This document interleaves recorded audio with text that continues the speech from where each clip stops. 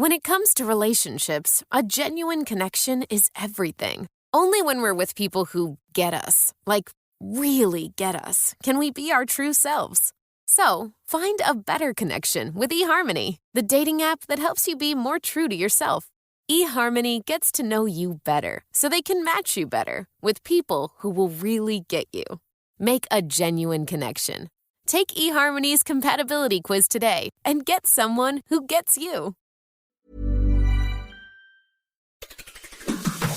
On today's Smart 7, asylum seekers, Tory sleaze, a cult hiding in plain sight, and lots more. It's Friday the 7th of April, it's Good Friday, and happy birthday, Jackie Chan.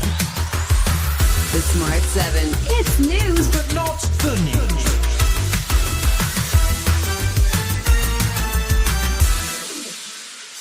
The government's latest wheeze in the ongoing campaign to stop small boats involves a really big boat. Around 500 asylum seekers are set to be housed in a 222-bedroom barge on the Dorset coast over the next few months.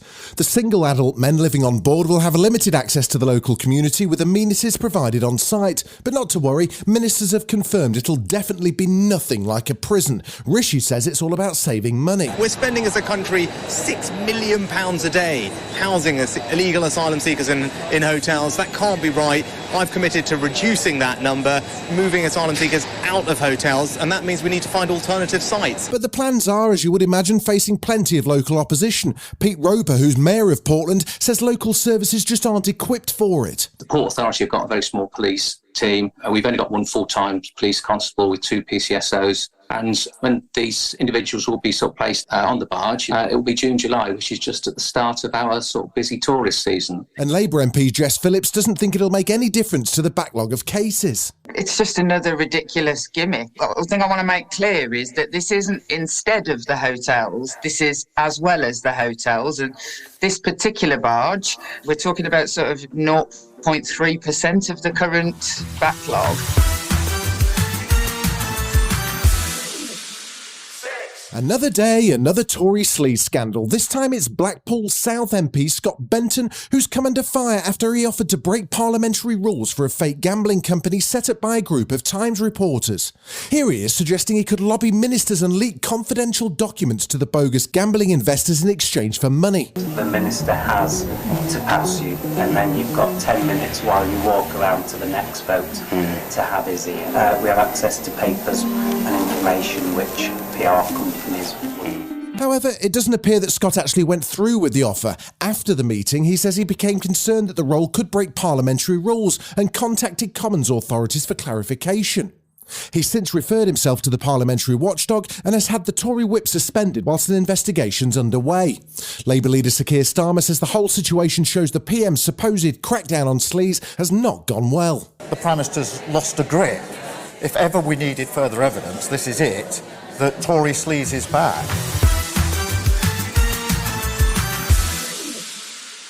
European Commission President Ursula von der Leyen and French President Emmanuel Macron are on a 3-day visit to Beijing this week. They met with Chinese President Xi Jinping on Thursday in hopes of resolving the war in Ukraine. During the meeting, Ursula appealed to Xi's influence over Putin, saying Russian troops need to be withdrawn. In the face of Russia's war against Ukraine, we want a just peace to be restored. Territorial integrity and sovereignty are fundamentals of the UN Charter that we both fully support. But Ursula and Macron aren't the only ones on the move. Ukrainian President Zelensky's been in Poland this week to thank them for their recent military support. And in a speech in Warsaw on Wednesday, he promised freedom to Moldova, Georgia and Belarus should Ukraine win the war. When we are free, this is a guarantee that freedom will endure in Moldova, will not leave Georgia, and will definitely come, to Belarus. Hundreds of junior doctors in England are set to walk out next week in a 4-day strike, which is creating concerns around patient safety. It'll be the second round of industrial action in a month for junior doctors who are protesting low pay and high burnout rates, which they say are driving staff out of the workforce. One London NHS trust has already cancelled all non-urgent appointments in anticipation of the strike, and Sir Julian Hartley, Chief Executive of NHS Providers, says it's going to cause significant disruption. This represents the biggest and most disruptive period of industrial action we've seen so far, given that it takes place after a 4-day bank holiday when the NHS is obviously often very, very busy. So that means, in practice, that the challenges of this period are significant. Still to come on the Smart 7, the Masters gets underway and Jodie Comer's dad's an award winner. Right after this. When it comes to relationships, a genuine connection is everything. Only when we're with people who get us, like really get us, can we be our true selves. So, find a better connection with eHarmony, the dating app that helps you be more true to yourself.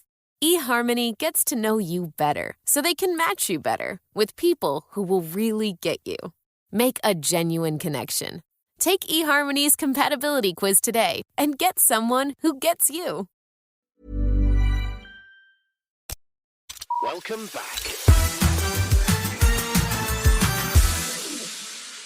The 87th Masters tournament got underway in Georgia on Thursday as last year's winner Scottie Scheffler kicked off his title defence in style. Five-time champion Tiger Woods at 47 was probably not unhappy to finish at 2 over, but he was 9 shots off the lead by the end of day 1. 3 golfers sit at 7 under par, including Live Golf's Brooke Koepka. Shane Lowry is at 4 under par, but Rory McIlroy, who's chasing his Masters dream, didn't have a great day and sits on level par 7 off the lead. He was staying positive though. Yeah, it felt like a bit of a scramble all day, to be honest. I made enough birdies and, I usually always do that. Salvaged an even par round and, quick turnaround overnight and get back at it tomorrow.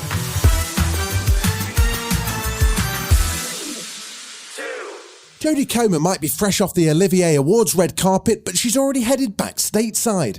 The Killing Eve star won the coveted Best Actress award last weekend for her role in the one-woman play Prima Facie, which she'll be reprising on Broadway later this month. She popped up with Stephen Colbert this week to talk about the experience where she revealed her parents are looking after the award, and it sounds like they're really reaping the benefits. Well, I told my dad to put it in the bag. I was like, don't get it out the bag. So shameless, really, but he was carrying it. And he got a free upgrade on the train, and he got a free lunch at his local pub. So, fair enough.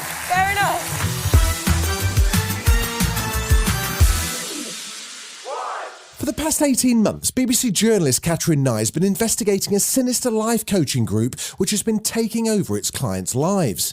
And this week she's finally able to share the results in a new documentary called A Very British Cult, which is streaming now on BBC iPlayer. Featuring interviews with victims of the coaching company Lighthouse, the documentary explores the organisation's inner workings to find out how ordinary people were manipulated out of their time, money and relationships. It looks like a must-watch, so get streaming. She says that her boyfriend is in a cult, but it's not like any cult I've ever heard of.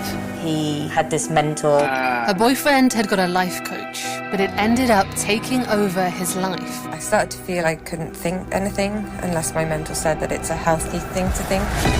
Welcome to a world of self-help, fear and cults. You've been listening to The Smart 7. We'll be back tomorrow at 7 a.m. Hit that follow button and have a great day. Give us 7 minutes and we'll give you the world.